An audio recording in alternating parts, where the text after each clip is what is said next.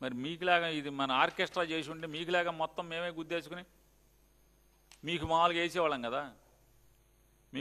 మీరు మాకు వేసారు కదా, ఇప్పుడు ఫ్యాన్ మీద వేసారు కదా. నిజంగా తెలుగుదేశం వాళ్ళు పాపం ఎంత కర్మ అంటే, తెలుగుదేశం వాళ్ళకి ఎంత కర్మ అంటే, అది ఉంచండి సార్, తెలుగుదేశం వాళ్ళకి ఎంత కర్మ అంటే వాళ్ళ చేతులతో ఫ్యాన్ గుర్తుకు వాళ్ళు ఓటేశారు 680 మందికి. ఇంతకన్నా ఎవరన్నా బతుకులో అసలు ఎందుకు బతకాలి మనం ఇటువంటి బతుకులు? తెలుగుదేశం వాళ్ళు మీ చేత్తో 683 మంది ఫ్యాన్కి వేశారంటే ఇక ఎక్కడ చచ్చిపోవాలి?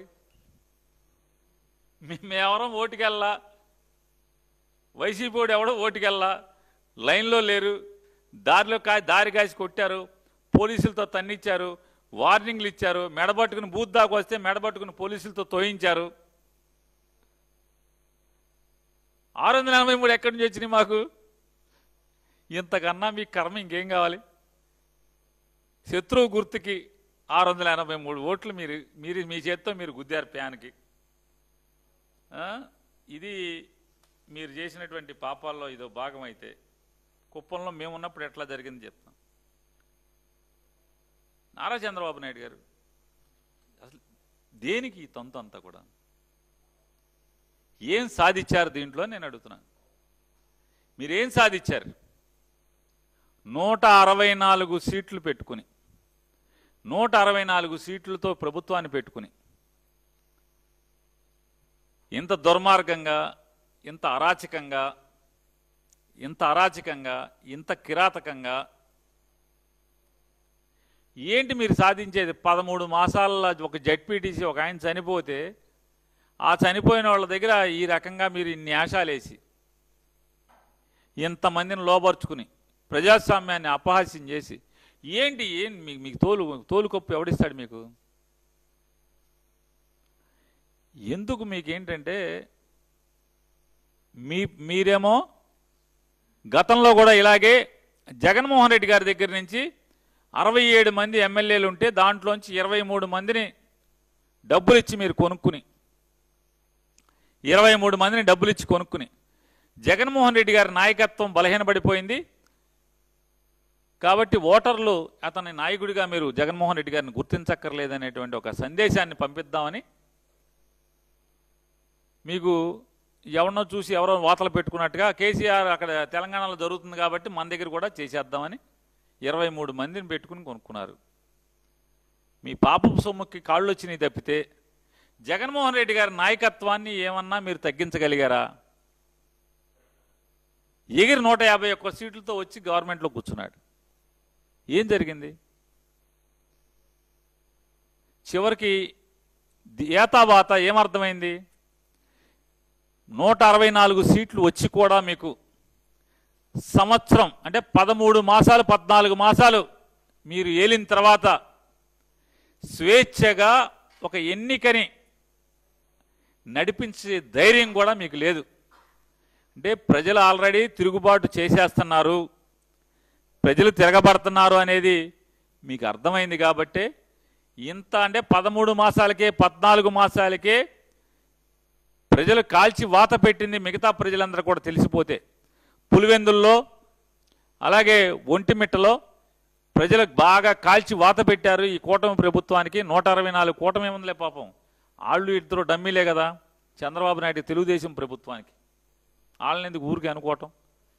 తిట్లు తీస్తే మాతో తిట్లు తిట్టించడానికి పక్కన, లేకపోతే జనం తిట్లు తిట్టడానికి పక్కన వాళ్ళని కలుపుకోవటం తప్పితే ఇందులో పాపాలు వాళ్ళకేముంటుంది? మీరు దోపిడీ చేసి మీరు అఘాయిత్యాలు చేస్తుంటే అందులో ఏమన్నా ఒలుగుతుంటే కింద ఈ రాలుకుంటాకి ఎత్తుకుంటాకి ఆ జేబులో పెట్టుకుంటాకి తప్పితే టీడీపీ ప్రభుత్వం ఇది. ఈ కిరాతకం, ఈ అరాచకం అంటే జనాల్ని ప్రజల్ని స్వేచ్ఛగా ఓటేనిస్తే మీకు కర్రు కాల్చి ఒళ్ళంతా వాతలు పెడతారనే భయంతోనే ఇది చేశారనేది మీ అంతరాత్మ ఇవాళ ప్రస్ఫుటం అవుతుంది. మీ చేష్టలు, మీ ఆలోచన ఇవాళ ఆంధ్ర రాష్ట్రంలోని ప్రజలందరికీ కూడా చంద్రబాబు పులివెందుల ఒంటిమిట్టల్లో సావు తప్పి కన్నులు పట్టపోయే పరిస్థితి రాకుండా ఈ రకంగా పోలీసుల్ని, జిల్లా కలెక్టర్ని, ఎన్నికల కమిషన్ని ఆకట్టుకుని ఈ రకమైనటువంటి తంతు చేశాడు తప్పితే ఇది ఎన్నిక కాదు, ఇది ఎలక్షన్ కాదు. ముందుంది ముసళ్ళ పండగ. మరో 3 సంవత్సరాలు 3.5 సంవత్సరాల తర్వాత పులివెందులలో అట్లాగే ఒంటిమిట్టాళ్ళలో వాళ్ళు బాగా అంటే ఇవాళ మీకు వాతలు పెడదామని పొయ్యిలో పెట్టింది, అప్పుడు దాకా కాలుతానే ఉంటుంది. రాష్ట్రం కూడా మిగతా అందరూ కూడా రెడీ చేసుకుంటారు. మీకు గట్టిగా కర్రు కాల్చి మీకు ఎక్కడెక్కడ వాతలు పెట్టాలో నాన్నగారికి కొడుకు గారికి ఇద్దరికీ పెట్టే రోజు వస్తుంది. ఇట్లాంటి తప్పుడు పనులు చేయటం వల్ల, ప్రజాస్వామ్యాన్ని అపహాస్యం చేయటం వల్ల, ఎన్నికల కమిషన్ని అందరినీ కలెక్టర్ని చేష్టలు అడిగేలా చేసి పోలీసులను అడ్డం పెట్టి రాజ్యాన్ని నడిపినోడు, పోలీసులను అడ్డం పెట్టి నాడు బ్రిటిషోడు బాగుపడింది లేదు, బ్రిటిషోడు పతనమైంది తప్పితే పోలీసుల్ని వాడుకుని బ్రిటిష్ రాజ్యం పతనమైనట్టే. ఖచ్చితంగా పోలీసులను అడ్డం పెట్టుకు మీరు నడుపుతున్నటువంటి పరిపాలన కూడా అంతమయ్యే రోజు రోజు 14 నెలలు ఊరికే గడిచిపోయినాయి. మరొక 3 సంవత్సరాలు ఎంతసేపు గిర్రెని తిరిగి వస్తుంది. మీరు పాపపు సొమ్ము సంపాదించింది లెక్కలు కట్టి మూటలు కట్టేలోపు మళ్ళీ ఎన్నికలు వస్తాయి.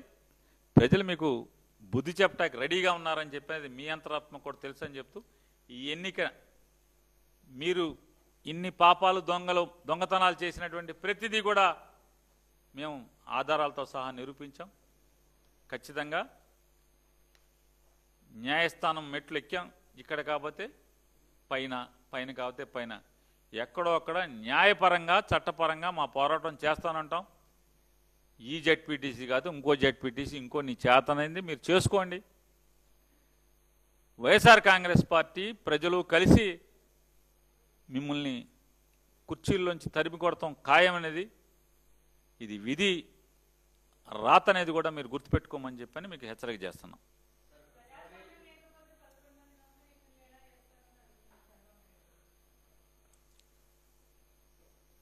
నామినేషన్లు ప్రజాస్వామ్యం లేకపోతే ఎలా నామినేషన్లు అంటే నామినేషన్లు కూడా ఈయనవద్దు అనుకుంటున్నావా? కాదమ్మా, నారా చంద్రబాబు నాయుడు గారు ఏమనుకుంటున్నాడు? నామినేషన్లు కూడా వద్దనుకుంటున్నాడా? వద్దనుకుంటే వద్దనుకోవచ్చు.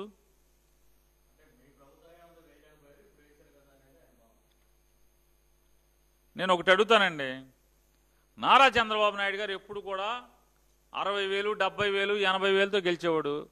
2019లో 20,000కు ఎందుకు పడిపోయాడు? అంటే ప్రజల తన ప్రభుత్వం ఉన్నాడుగా, పోలీస్ వ్యవస్థ తన చేతిలోనే ఉంది కదా, ఎన్నికల వ్యవస్థలన్నీ తన చేతిలో ఉన్నాయి కదా. నేను కుప్పం కింగ్ని అంటావు కదా, 70,000, 80,000 నుంచి 20,000కి ఎందుకు పడిపోయావు?